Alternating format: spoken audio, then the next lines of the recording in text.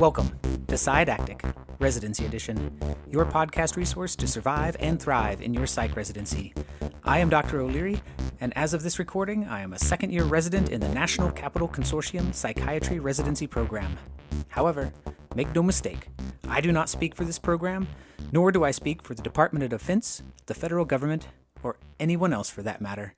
What I say is my opinion, and I reserve the right to be wrong. So, trust me at your own risk. It's a risk some are willing to take. If you're looking for references and recommended readings, they can be found at the end of the show transcript that's located at didactic.buzzsprout.com. This episode is dedicated to all the med students and residents who cringe every time they have to go to journal club. I'm a skeptical dude, and I'm often that a-hole in the journal club that points out all of the weaknesses to a study, much to the chagrin of the presenter. But I'm trying to be more balanced in my approach and crush fewer souls. I am going to report the results of an initial trial of a special kind of transcranial magnetic stimulation of the brain that might be the future of depression treatment, at least for treatment-resistant or severe varieties. I'll also use this as an opportunity to explain a little more about how repetitive TMS is usually performed, that is, its current FDA-approved form, killing 2 dinosaurs with 1 asteroid. The American Journal of Psychiatry in August 2020 reported the results of a potentially revolutionary new way to deliver magnetic stimulation to the brain. The paper was titled Stanford Accelerated Intelligent Neuromodulation Therapy for Treatment-Resistant Depression. They call this method SAINT. Now, as a completely extraneous and unnecessary aside, I decided to come up with alternative acronyms for this method, simply because I thought SAINT was a little self-congratulatory. My first suggestion is ANTS, or Accelerated Neuromodulation Therapy from Stanford. The second is STAND, or Stanford Theta Burst Accelerated Neuromodulation Design. Finally, and most humbly, I propose AINT, Accelerated Intermittent Neuromodulation using theta bursts. Now, I'll be the first to admit that none of these have the pizzazz of SAINT. None would inspire as much confidence, and though I find the term intelligent to be a little excessive, this is likely just me being jealous. Getting back to the point, the SAINT method takes TMS to the next level by delivering much more energy, much more quickly, and much more precisely than previous repetitive TMS protocols. Let me start by reviewing a typical TMS protocol for depression, and then compare it to the ITBS, or intermittent theta burst model that SAINT uses. For RTMS, a patient normally may show up 5 days a week and get pulses at a rate of 10 hertz for a total of about 3,000 pulses per day. This is given over about half an hour. A hertz is just a special way of giving a dead white guy immortality by making his name mean per second. So if something is 10 hertz and spaced out evenly, then it is given 10 times per second, or every 100 milliseconds. The SAINT protocol is described as a patient getting 60 cycles of 10 bursts of 3 pulses at 50 hertz, delivered in 2-second trains. That's every 200 milliseconds, with an 8-second intertrain interval. This is delivered hourly for 10 sessions per day, and so that's totaling 18,000 pulses per day compared with the 3,000 pulses for normal RTMS.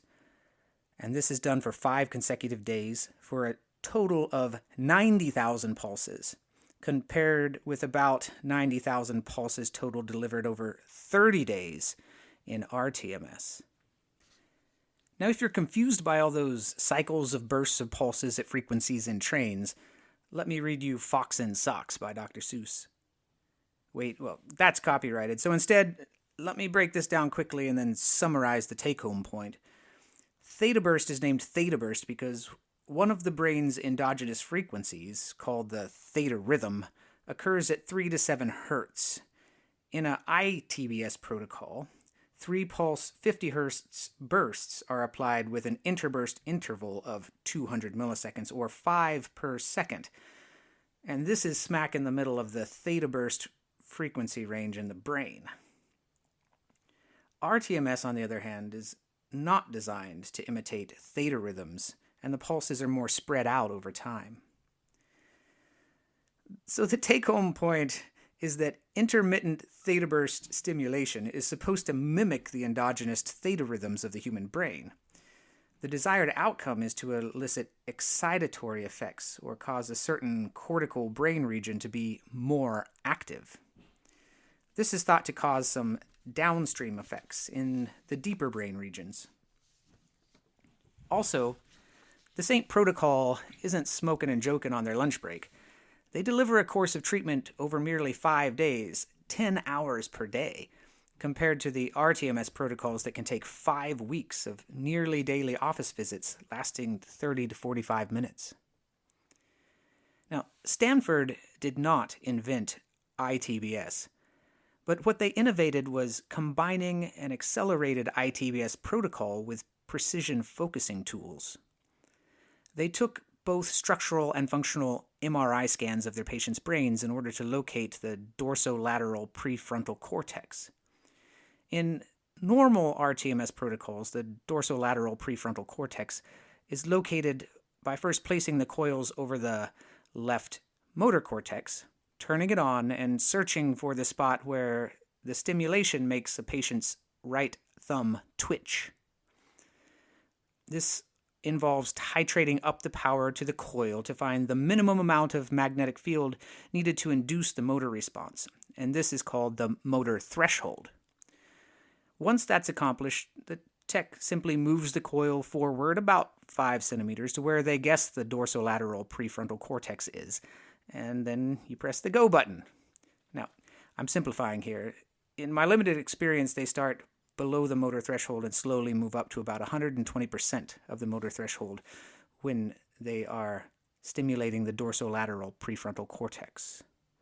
Now, in the Saint trial, they still need to find the motor threshold over the motor cortex, but they don't have to guesstimate the location of the dorsolateral prefrontal cortex. They had it mapped already using that MRI. They also could precisely tell the depth of both the motor cortex and the dorsolateral prefrontal cortex and adjust the energy accordingly. The take-home point here is that the location of stimulation can be precisely calculated instead of just assumed. I suspect they used the word intelligent in their acronym instead of precision, which would have resulted in Stanford Accelerated Precision Neuromodulation Therapy, or SAPINT, which sounds like a secretive military special operations unit. Another completely useless aside on word-shortening strategies, publishers still use the initialism TRD for treatment-resistant depression, which as an acronym would be pronounced TURD. Now, having swallowed that last little bit of trivia, we can move on. The Saint trial was not a controlled trial. When studies with pills compare the test to a fake pill, they call that a placebo. But when a procedural treatment is compared with a fake treatment, they call the fake treatment a sham. Both serve the same purpose in the experiment, and the effects of fake treatments in general can be called placebo effects. The original Saint trial had no sham treatment. It was just an open-label trial. All patients received the active protocol. 22 patients were included in an intention to treat analysis, and 1 patient dropped out after the first session due to some pre-existing anxiety about the treatments. All the patients included had treatment-resistant depression, with an average of 6 adequate medication trials. 12 of the 22 patients were female, and 7 of the patients had tried the FDA-approved version for RTMS previously.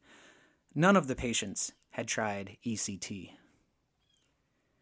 They used multiple scales, including the Montgomery-Åsberg Depression Rating Scale, or MATTRS, the Hamilton Depression Rating Scale, or the HAM-D, 6 and 17 items, and the Beck Depression Inventory 2, or the BDI-2 scale, as well as the Columbia Suicide Severity Rating Scale, or CSSRS, specifically for suicidal ideation, although this was also measured using the other scales. These are normally used in research, so there's nothing strange here. The results of each scale, of course, are not independent of each other, as they're simply different and kind of similar ways of measuring the same thing, the symptom burden of depression. They also used a battery of neuropsychological tests to test for the cognitive side effects of the treatment, and they used the Young Mania Rating Scale to test for possible switching to hypomania. The only side effects reported by participants, other than the one who dropped out due to anxiety, were fatigue and some discomfort at both the stimulation site and facial muscles during the stimulation. The only changes on the neurocognitive test was an improvement, actually, in one measure of cognitive inhibition, so the protocol doesn't seem to cause people thinking problems. What changed dramatically, though, were the participants' depression scores. The remission rates on the different scales ranged from 80 to 93% on day 6, immediately after treatment, and remained between 60 to 70% a month later. This is pretty impressive, even without a sham group. Also, rates of suicidality plummeted with a persistent, significant reduction in suicidality of between 80 and 100% on the various scales, even a month after treatment. If these responses are found to be typical of patients receiving this protocol and are persistent, then this could be the best treatment available for depression. Now, here's where I temper your expectations, and I hope without crushing any souls. New forms of treatment like this often appear transformative initially, but fail to perform in randomized multi-center trials or when generalized to less controlled patient populations.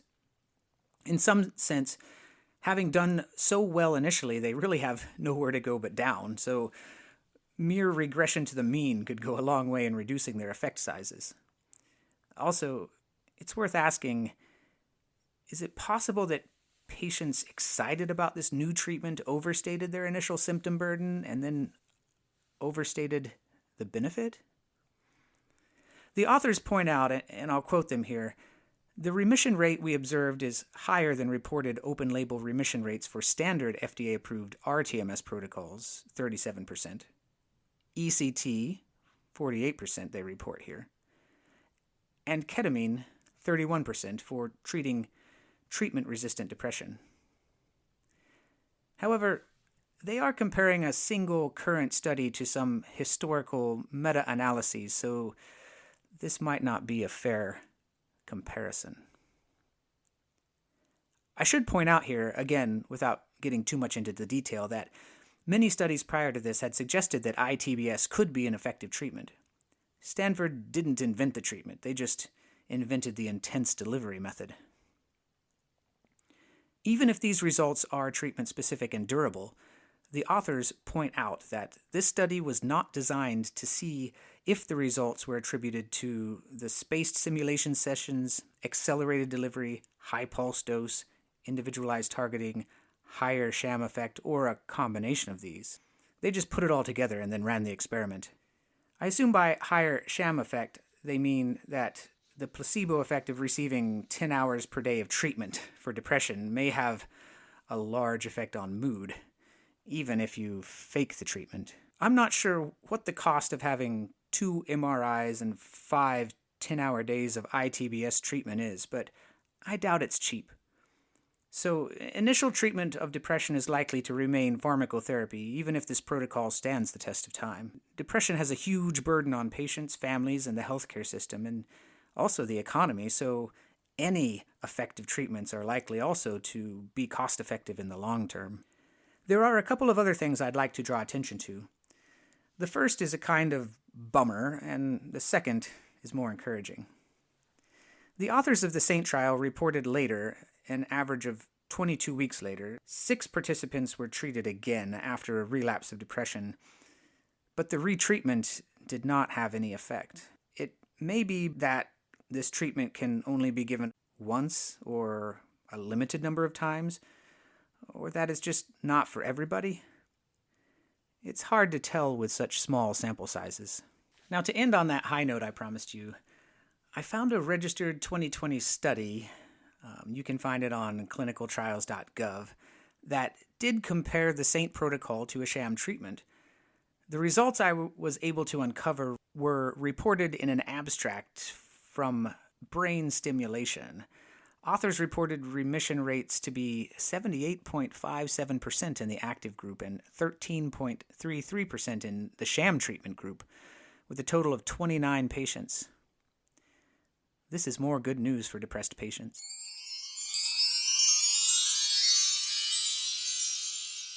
I know that I've obsessed over acronyms and initialisms during this episode, and I will not apologize. In fact, I have one more for you.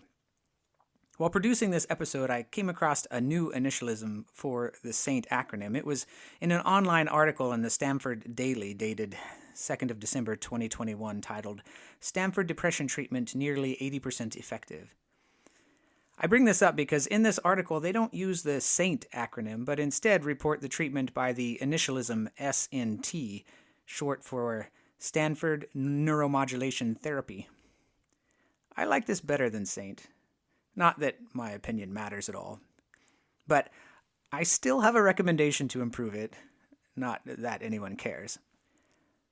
I suggest TNT, short for Theta Burst Neuromodulation Therapy. I think it's a little bit more memorable than S&T and a little less self-congratulatory. In this episode, I discussed the Saint trial and tried to use that as a way to compare iTBS with the current RTMS protocols. Hopefully in the future I'll be able to give an update reporting on Saint or S&T or TNT or whatever they're going to call it in the future, and it will report similar results. Thank you for your time, and this has been an episode of Side Acting, Residency Edition.